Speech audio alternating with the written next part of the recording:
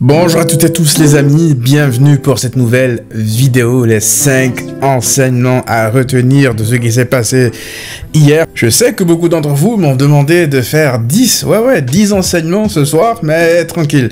5 c'est déjà pas mal, 6 si vous êtes gentil et que vous venez regarder le débrief du match du Real ce soir, même en cas de victoire. Déjà abonnez-vous. Pour regarder ça c'est l'effectif du Barça pour cette saison, en comptant les blessés aussi qui vont potentiellement revenir très bientôt. Je suis désolé, ça c'est ce que Flick réussit, je veux dire, à en faire. Je sais pas si on se rend compte de la folie que c'est.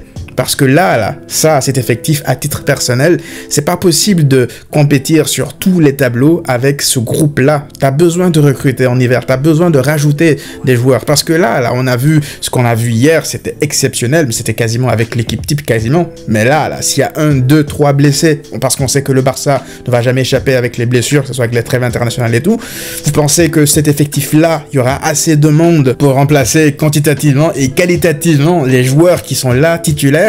Alors attention, je ne dis pas par là que les remplaçants sont mauvais, je dis juste par là qu'en termes de quantité, en termes de qualité aussi, tu peux pas, en fait le Barça vise en règle générale tous les trophées, d'accord? Moi je ne pense pas que ça soit impossible d'aller viser la Liga, même si j'ai pas envie de me prononcer pour l'instant, moi je vais laisser le temps à Flick de bosser, mais on peut pas exiger par exemple à Flick d'aller chercher et la Ligue des Champions, et la Liga, et la Super XL, parce que à 1 ou 2 joueurs près, il a quasiment la même équipe que l'année dernière. Il n'y a que Olmo qui est là dans cet effectif qui se rajoute aux joueurs qui étaient là la saison dernière. Pour le reste, Hansi Flick ne fait que bricoler en fait avec les gamins de la Masia, les gamins de 17 piges, un peu partout. Donc ça, encore une fois, faut le mentionner. Tout le mérite revient à Flick. Et quand je vois ce début, 7e but, il avait limite zéro émotion, il n'en avait rien à faire. À la mi-temps, il y avait une image, il rentrait dans les vestiaires, le Barça menait 3-0, il avait limite la mine serrée. Et je vous jure qu'à ce moment-là, je me suis dit dans un coin de ma tête, est-ce qu'il va pas les engueuler d'avoir beaucoup trop raté, même si le score est de 3-0, parce que le score peut être de 5-0 déjà à la mi-temps.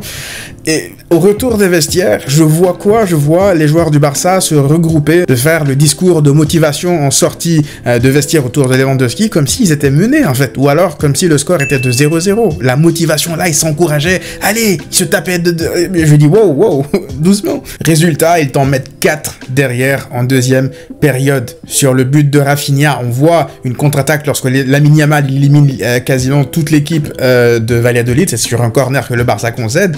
Tu vois le nombre de joueurs du Barça qui se projettent. Je pense que c'était pour le 5-0, mais c'est n'importe quoi.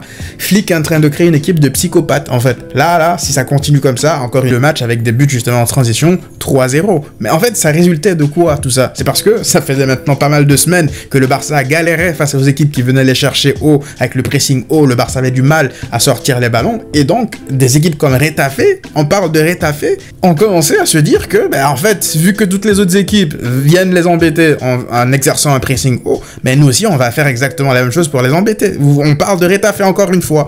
Donc là, si le Barça continue à en mettre take the ball, pass the ball, encore une fois, je l'ai dit hier dans le débrief, il y a une section où Thierry Henry raconte que lorsqu'ils étaient dans la Pep Team, qu'il y avait des matchs, ils les avaient gagnés avant même d'avoir débuté le match. Pourquoi? Parce qu'ils le sentaient dans le tunnel, dans le regard de leurs adversaires, qu'ils étaient pétrifiés en fait. Parce qu'ils savaient qu'ils allaient se manger un score. Ils savaient pas s'ils allaient gagner ou perdre ou faire match nul, c'était de savoir combien de buts ils allaient encaisser. Et ça, là, ils arrivaient défaitistes déjà. Dans leurs yeux, ça se voyait. Et donc tu peux tout simplement, ce poste de 6 là, pour moi, il y a encore un point d'interrogation depuis l'absence de Bernal. Et c'est pas péjoratif, c'est pas dans le sens péjoratif que je le dis. C'est tout simplement parce que Casado, hier, pour moi, il fait un match très intéressant. Et s'il n'a pas été autant mis en épreuve, s'il a joué simple, si on ne l'a pas autant vu, quelque part, c'est un bon signe lorsque tu es 6. Ça veut dire que tu fais... C'est un travail de l'ombre en réalité, en règle générale, lorsque tu joues 6 au Barça. Donc Casado, à chaque fois qu'il a eu à faire des interventions, il a été plutôt propre, il a aéré le jeu, avec le ballon, il est intéressant, c'est son poste de formation. Donc, pour le coup, il m'a rassuré face à Valladolid, sauf que c'était encore une fois Valladolid. Le Barça était largement supérieur. Donc pour Casado, je vais encore attendre des oppositions encore plus relevées pour savoir si tu peux passer toute une saison, je veux dire, avec Casado en 6. Ça, c'est une chose. La deuxième chose, pourquoi je parle de point d'interrogation, ben c'est parce que de plus en plus, Eric Garcia, il commence à me faire de l'œil pour ce poste de 6. Je vous mens pas que j'ai vu des choses très intéressantes lors de ses entrées, à confirmer lui aussi lors des prochains matchs. Mais là, lorsque je compare Eric Garcia en 6 et Christensen en 6, je l'ai dit la dernière fois, mais il y a une galaxie d'écart dans l'utilisation du ballon. Certainement dû à sa taille aussi, mais Eric Garcia se retourne déjà largement plus vite avec le ballon, il est beaucoup plus mobile avec le ballon. C'est un joueur, techniquement, tu sais, de toute façon on le savait, que techniquement dans les passes aussi c'est une sorte de Koubarsi, mais là de ce que je vois en fait au poste de 6, c'est pas un mec qui est là que pour faire des passes latérales. Au bout d'un moment, j'ai vu une aile de pigeon, j'ai vu une sorte de 360 comme ça pour tuer le pressing et lancer tout de suite comme ça une attaque. Ça c'est un joueur qui est sûr de ses capacités techniques. Et lorsque tu joues au Barça à ce poste de 6, tu dois avoir des capacités techniques au-dessus de la moyenne, sinon ça se sent tout de suite que c'est limité en fait, que t'es là, que pour dépanner. Et Christensen, il a dépanné à ce poste de 6 parce que dans le jeu sans ballon, il est là, il est agressif. Mais là, même dans l'agressivité, j'ai senti un Eric Garcia concerné. Au bout d'un moment, il monte avec le ballon. En fait, c'est des petits détails, hein, mais lorsqu'il se chauffe avec le joueur de Valladolid, tu as besoin d'être teigneux en fait. Quand t'es 6, quand t'es censé jouer 6, t'es censé montrer que t'as une présence, chatouiller un peu les chevilles des adversaires, même parfois lorsque c'est pas nécessaire, juste pour montrer que t'es là.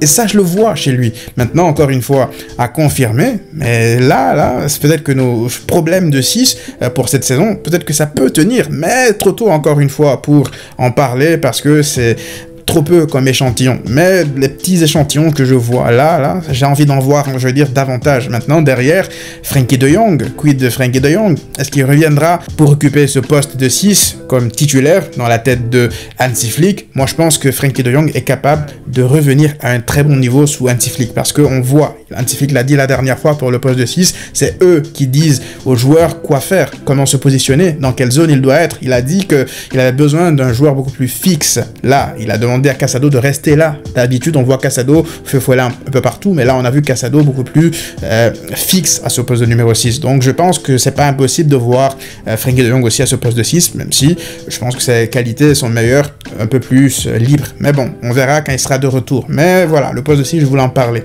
Quatrième chose à retenir, c'est tout simplement monsieur Dani Olmo pour diversifier le danger, pour ne pas surresponsabiliser Lamine Yamal et faire comme la saison dernière, attendre qu'il fasse à chaque fois des miracles pour débloquer les matchs. Là, Lamine Yamal, il s'éclate en fait. Il sent que le poids de la responsabilité de faire bouger les matchs n'est pas sur ses épaules. Il sait que même sans lui, le danger pourra venir. Donc il s'amuse, il prend du plaisir.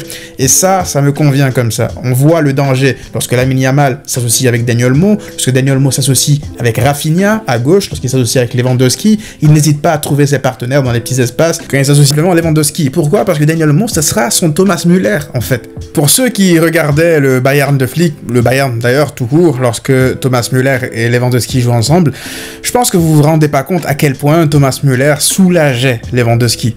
Parce qu'il empêche en fait les défenseurs de se mettre à deux Golgoth comme ça, à deux sur Lewandowski. Parce que ce qu'on voyait depuis 1 an et demi, voire 2 ans de Lewandowski, c'est qu'il se faisait limite violenter par les défenseurs. Pourquoi? Parce qu'il était beaucoup trop esselé, il était beaucoup trop seul, les ailiers étaient beaucoup trop loin de lui, et donc les centraux n'avaient plus qu'à se focaliser sur lui pour limite pour le tabasser. En fait, il se faisait à chaque fois mettre à terre, mettre au sol, alors que là, il y a du danger, ils savent plus où donner de la tête. Pourquoi? Parce que Olmo a tout le temps cette présence-là à côté de lui, Lewandowski.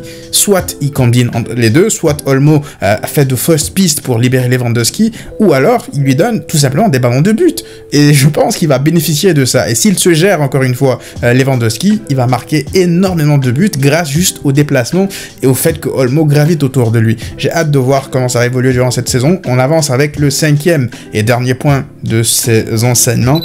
Mais c'est monsieur Rafinha.